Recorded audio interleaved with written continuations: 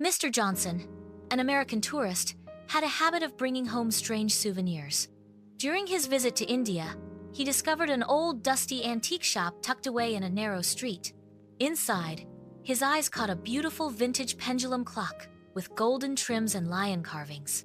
As he admired it, the shopkeeper leaned in and whispered, "This clock is from 1857.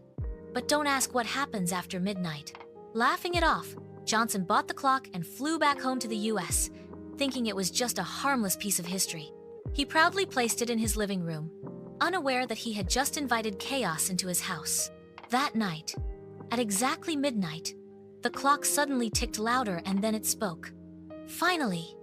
Got any Netflix? I need to finish Stranger Things." Johnson nearly fell out of his chair. Did you just talk?" he gasped. The clock replied, "Of course. Also, your Wi-Fi sucks." Then the TV turned on by itself and started scrolling through shows. Johnson fainted. The next morning, he looked exhausted when his friend Jake came over for coffee. "My clock watched Netflix all night," Johnson confessed. Jake laughed. "Next, your blender will be on Instagram." But before he could finish, the clock chimed in. "Hey Jake, I heard that. See you at midnight." Jake froze, mug in hand. That night, the two friends sat in silence, facing the clock.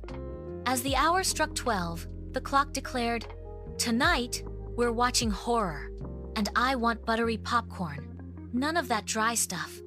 Jake whispered, "Why is your clock so picky?" Johnson replied, "Last night it paused the show because I went to the bathroom." The clock snapped, "I'm not rewinding for anyone!"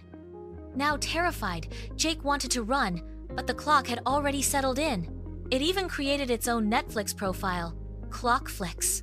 From that day on, the haunted clock became a demanding roommate. The lesson?